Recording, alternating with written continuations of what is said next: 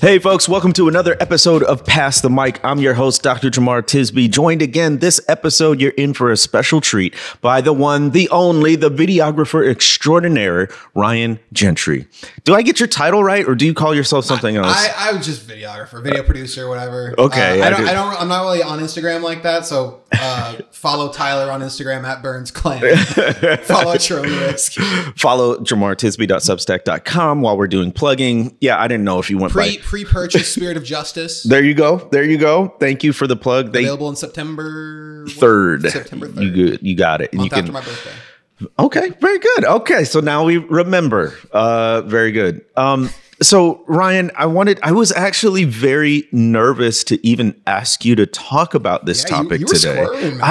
I was tentative because I'm supposed to be like the racial justice guy and know all this stuff, but in reality, there are aspects of racial dynamics that I'm just not very familiar with. And so I'm very tentative about it. And what I asked you was, how comfortable are you talking about your biracial identity? Yeah. I think that, first of all, it's helpful for someone like me to know, who both of my parents are Black and I'm chocolate skinned, so I've never been mistaken for anything else. And also, we have a lot of listeners that I think are biracial or are parents of biracial children. And so I think this conversation would be helpful to all of us as listeners. So, I mean, just to sort of open us up, can you talk about your parents and your family context? Yeah. So my dad is Black. My mom is white. They're both from the South. My mom was born in Arkansas, but grew up in like Texas. All right, Arkansas. I lived in Arkansas. Yeah, there you go. What? Okay. Arkadelphia. My dad is from the Carolinas. His family is based there. Southern. I think there's a unique dynamic there because both sides of my parents' families have been in the country for a very long time. So obviously, like, my mom's side is not like Ellis Island immigrants. Like, they've been here since the colonies, French colonists. Or at least my maternal grandmother's side. Y'all have done some like genealogical research. Yeah. My mom's mom is very, very into the history of the family, ancestry, that sort of thing. How'd they end up in Arkansas? Did they come in?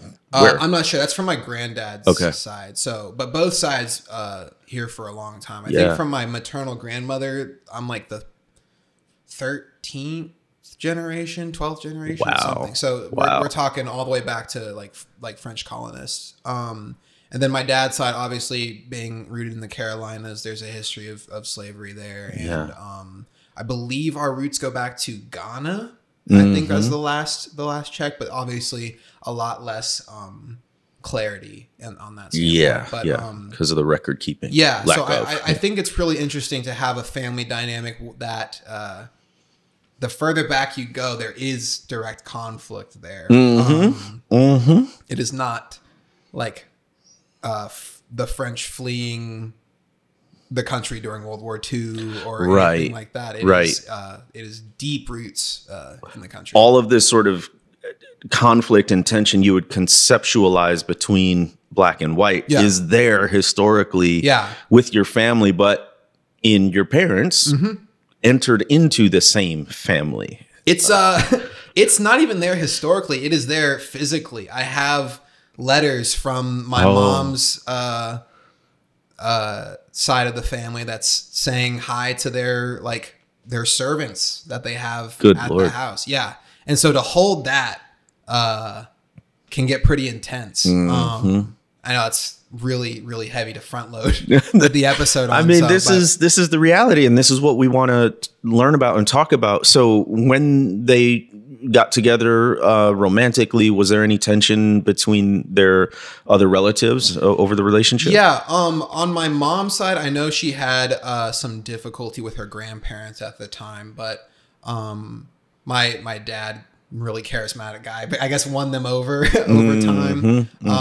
So I think we've discussed several times on this podcast the ability to actually connect on a human level instead of an institutional identity checked boxes level. Right. And I think that was an opportunity to be offered to these older individuals at the time when my parents got together. So yeah, I think that was an introduction to like a black man as a human being for a lot of people in that family. But yeah, my mom's family, not a huge problem. My grandfather, he was a Southern Baptist, or is a Southern Baptist preacher, but had a history of, he's had run-ins with the Klan because he had preached, you know, racial equality from the pulpit, and they had threatened him and that sort of thing. So I wouldn't call them progressive necessarily at that time, but for sure, more so than more what you would expect from a Southern Baptist family from Arkansas. Right. Yeah. Any resistance on your dad's side, the black side of the family? I actually am not too familiar with that. I don't believe so.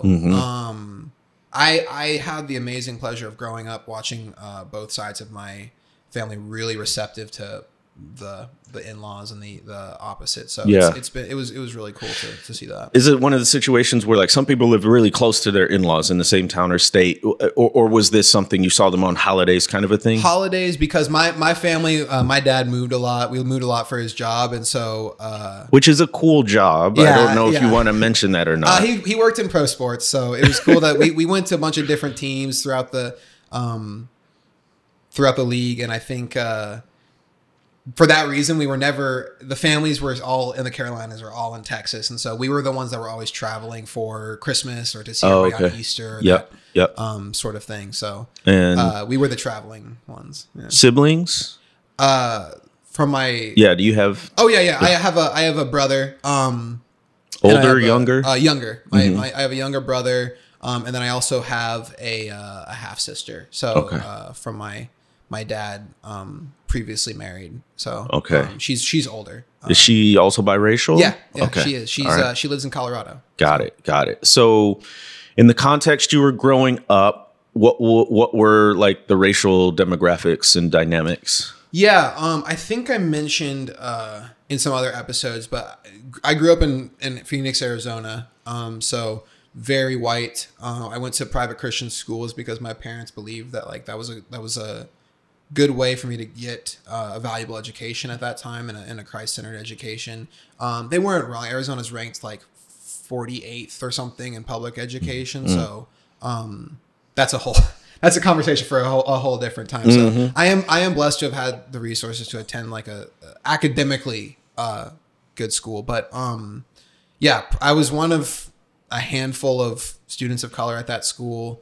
And that was the context I grew up in from first grade all the way through graduation.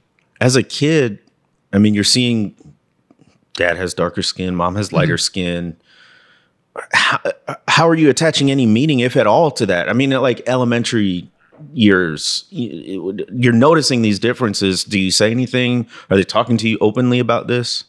Not really. And I think just because of the nature of the environment both my parents were raising me in the career that my dad had, they had a very colorblind outlook because they were in a context where race didn't play a huge role. They worked with white folks, they worked with black folks, they worked with white folks that were married to black folks. And so, it wasn't anything that seemed out of the ordinary, I guess to say. And so I think I mentioned this earlier when we were talking, but when you're growing up mixed in like in the context I can speak to is a primarily white context, I wasn't really racialized until, you know, middle school, post puberty, that kind of thing. Okay. I think and my parents, my family saw me and my brother the same way of like, we were just kids until all of a sudden you blink your eyes and we're black men walking through the world. So,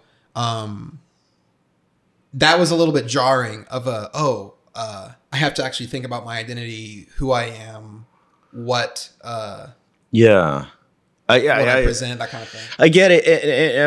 The sociology tells us that I think by the time black males hit 12 years old, they're typically misunderstood as being about 3 years older on average, because of this pervasive idea, myth of black male threat kind of a thing, which is why you have a 12-year-old Tamir Rice getting, shot and killed and all those kind of things. But so when you say you were sort of not raced or not racialized until puberty, does that just mean it's colorblind people aren't talking about it? I would say so. Yeah. I think the difference was clearly seen by people. I mean, we have a funny story in the family history, if you want to call it, where my mom had taken my brother and I to the grocery store when we lived in New Orleans, actually. And someone at the counter was like, "Are those your kids?" And she's like, "Yeah, no, these are my boys." Like, and I love them with all my heart. So they don't look like you. Yeah. There's kind of these weird second looks, I guess. But as a child, I didn't really pick up on that until I'm sort of learning about people that look like me or can relate to me. So I had these weird sets of like early childhood heroes where when I learned that they had parents of different races, I was like, oh, that's cool. Like that was my first concept. This is so, this is so nerdy. I'll say it on the podcast though. When I saw High School Musical, the first High School Musical. Snap. Yep. And Corbin Bleu. Yep. Played a guy named Chad with a bunch of white friends with long curly hair, and my mom told me, his parents are white and black like your parents. I thought that was the coolest thing. Wow. I was so hyped. Representation. Yeah. And that was like my first instance of seeing someone like me on screen that I can think of. That's perfect. Which is so like what a wild first hero to have. Corbin Bleu from the Disney original movie High School Musical and jump in. But yeah, like people like that. I remember learning in history class about I think it's Plessy versus Ferguson. Yeah, 1896. Yeah, Plessy was separate but equal. Yeah, separate. He was an octoroon. Yeah, yeah. And I was like, oh, that's so cool. Like, right. So that's when I started to actually. A lot of folks. Frederick Douglass. Mm-hmm. Yeah. And now you have Colin Kaepernick. Yeah.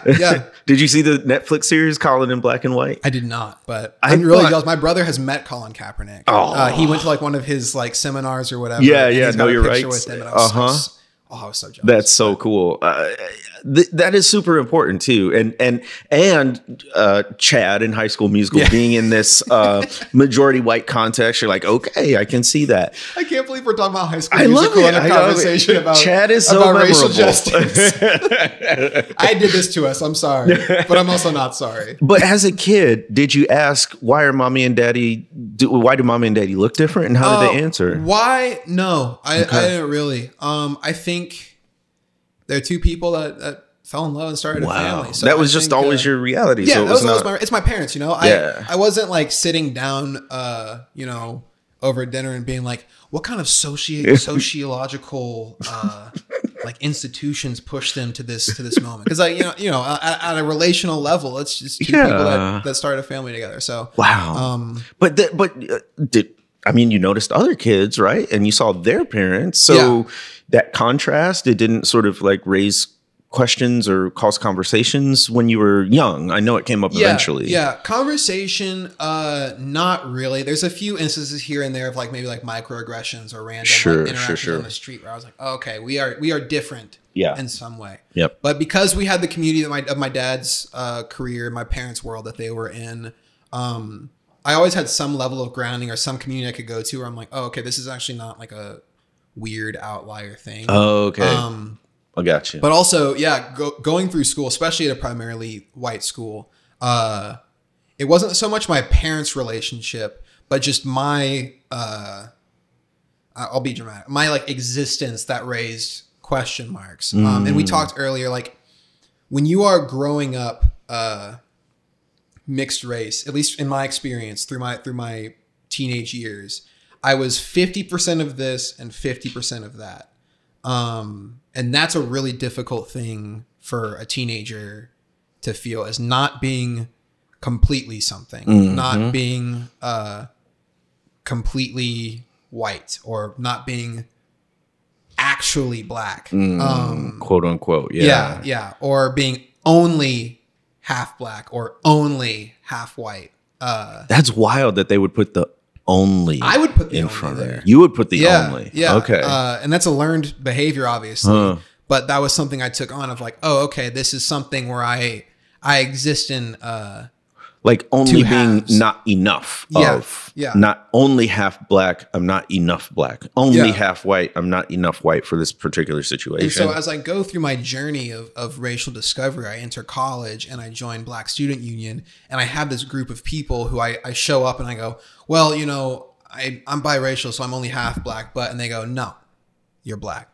And the opportunity to have my identity holistically embraced, or at least acknowledged as a whole person in that situation, was so awesome. Just to be like, oh, I'm all of something and I'm welcome here. And I think that's another key step in that process. Well, let's delve more into those college years and your sort of racial identity development in just a second after the break. Hey folks, Dr. Jemar Tisby here. I'm one of your co-hosts on the Pass the Mic podcast along with Tyler Burns. We've been doing this thing for 10 years now. This year's been an especially tough year, if I'm honest, but we do this because of you. And the only reason we can keep doing this is also because of you. So I'm encouraging you to visit patreon.com/passthemic and become a supporter of this show. For as little as $1 an episode, you can keep us going. Visit patreon.com/passthemic. And we are back talking with Ryan about biracial identity, and you're getting into your college years and you talk about joining the Black Student Union. I actually want to park there for a second. Sure. College is brand new. There's a million things for you to get involved in. What was the impetus for you getting involved in the Black Student Union? I just saw it was a thing. I was like, yeah, let's do it. Like this is a part of my identity that I'm trying to discover more of. Okay. I have not, aside from my reunions with my dad's side of the family, I had not had very many instances or contexts where I was just participating in Black community. Yeah. Yeah.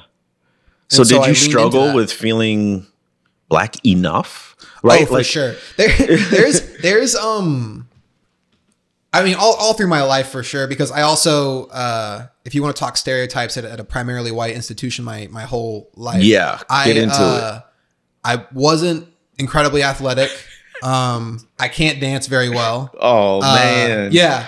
And so not only am I, quote unquote, biologically not 100% Black, I don't actually match these categories of people going, oh, well, if he was really like, right. Yeah. Well, you can't be the one Black friend if you can't play basketball. Yeah, Come exactly. on. Exactly. Come on, yeah. man. By the way, the struggling with feeling Black enough, it's different when you're biracial, but I also felt it just culturally as well, because especially in college, there would be these sort of cultural landmarks. Oh yeah. Whether songs, dances, vernacular, church culture. And for me, especially around church culture, because I hadn't grown up in a Black church. Me neither. So I didn't know all the sayings. I knew none of it. I didn't know the songs. I didn't know the cadences, all of those kinds of things, which for me, it was like, am I, and some of it I learned, and I, feel more comfortable in my skin and my culture now. But especially, I mean, that college age kind of range is really tough. So, and I think there's part of it too. I'm wondering how you navigate the fact that you're biracial, your family background, but the world sees you as Black. Mm-hmm. You present as at least not white, right? And I don't know, is that also something you get? Is like, what are you? That question? Yeah. My brother and I have an inside joke where we got in an Uber one time and a guy literally like kept looking in the rearview mirror and we were like, what's it? He literally goes, he leans over and he goes, so like, what are you guys? And we were like, no way. He just literally said we just laughed about it because we were like, that's a hilarious question to just fire out to your Uber passengers. But sure, man. Human? Yeah. We're just a couple guys, I guess. I don't know. But yeah, there's also, I feel like, a stereotype of a lot of biracial kids, mixed race kids get into college and they go through this really existential phase of like, I'm trapped between two worlds, and they do poetry slams about how they're not white enough and not Black enough. How can I have a perfect picture in my mind? Yeah. Yes. So especially I went to a liberal arts school. And so we had a lot of artsy kids that were just like, I'm too black for the white people, but I'm not black enough for the black people and blah, blah, blah. And so I went through like a phase of that as well. Like, why can't I just be me? And then I heard an amazing sermon by Dr. Jemar Tisby about the fact that my racial identity is something that's created within me, and that is part of how I bear the image of God. And broke my walls down like crazy, because instead of listening socially to, which these structures are important, they're important to acknowledge, instead of listening to the checklist of, do I play sports? Can I dance? Do I know this song? Do I know this cultural artifact? Did I watch this show growing up? Did I watch Friends or did I watch Living Single? Woo! Therein is the difference. Yeah. Instead, I'm like, oh no, this is something that God has created within me. And so I am fully bearing the image of God instead of half this and half that. So I think that's a key part of, that's better than anything I ever said. That's deep. That's good. Whoa. But I mean, I think there's a catalyst, in that thought of actually remembering that I am not only something. I am fully something. Wow. And that was when I feel like comfortable in it. Now I still run into walls every now and then of like, what is my relationship to this? Yeah. But yeah, I've found a peace and a comfort in that. Yeah. Cause I feel completeness there. I will say, from my perspective, you seem pretty settled and at peace with who you are. Yeah. All parts of yourself, right? And obviously we learn and develop and grow. There's still more to figure out. Yeah. But I think you've passed that slam poetry phase. Yeah, exactly. I'm just me, man. Yeah. So thank goodness for that. No, for real. Because I think with that phase, I think it's important because you have to, I love the image of the pendulum swinging, because you go through these phases where I'm like, oh, I'm not either, or I'm fully this. The issue I ran into when I'm like, I'm a black man, my mom is white, and so she's part of the system that's keeping me down. It's like, no, she's my mom. She raised me. She loves me. Yeah. And she empathizes with what I'm going through in life. And so then having the pendulum settle in a healthy place of, I hold both of these things in their fullness because God has created both of those things within me and has fully created me. So, yeah, that's like settling the pendulum down, getting out of the one way or the other phase, this very binary thing. Yeah. And I appreciate that you said it's necessary. Like, like it's not something you can skip past. It's something you have to go through. Yeah. This sort of existential moment. I'm wondering, 2020 rolls around. For the blink of an eye, the nation is focused on racial justice, particularly toward black people, and specifically around instances of police brutality. Yeah.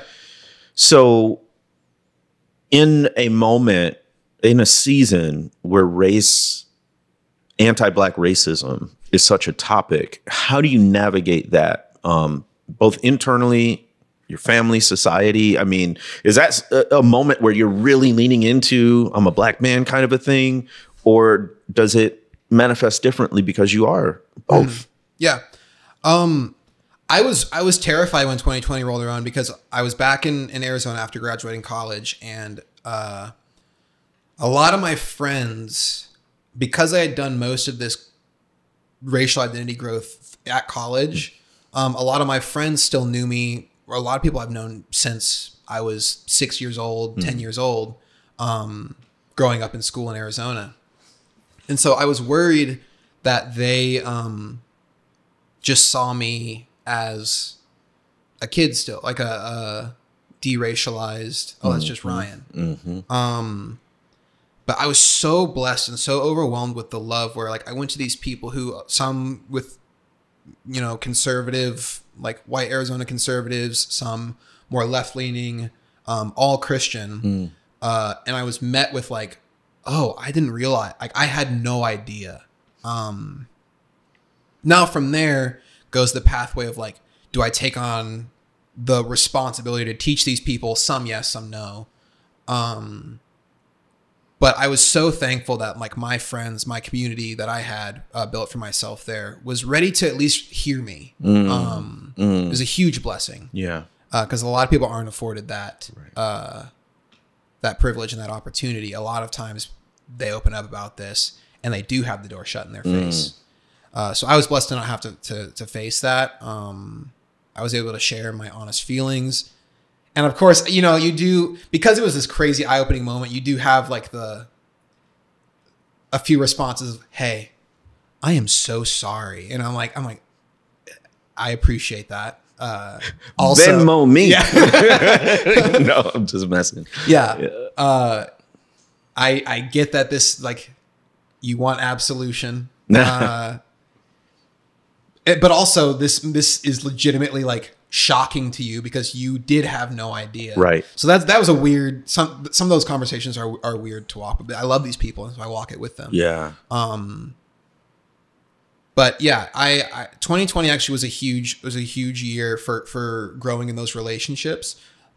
Because that was a part of my identity that my friends, instead of ignoring, actually added it to who I was, affirmed it, received it, just like it is the image of God. So it was 2020 was not a blessing. 2020 was a garbage year, but that aspect of growth from it sure was a blessing and a way that I saw God's provision in my life and my relationships through the hardship of that year. I want to talk about one more aspect, and that's church. So, you know, there's the trope of 11 o'clock a.m. is most segregated hour in America. And as someone who's biracial, you know, how is that hitting you in terms of a church environment? I know you said you grew up in predominantly white environments. Is a black church something you are looking for or ever really tried to get involved in? Or how, even just in general, when you're going into worship or a faith community that is predominantly whatever, as a biracial person, how are you navigating that? Yeah. So, I mean, my faith tradition, I grew up in primarily like white evangelical tradition. So that is, I'm a little bit familiar with the culture. For lack of a better term, that is what I'm comfortable with. That is the terms I know. That is the songs I know. And I'm okay with that. I think what's important to me is like, obviously like diversity is such a buzzword now, and I don't like using it as just a diversity of color or just we have some black faces here and there in the congregation. I like diversity of thought. I like diversity of experience, perspective. So I look for that in a church because I do not want to be, I grew up in like very homogenous white churches, and I definitely know that's not something I flourish in.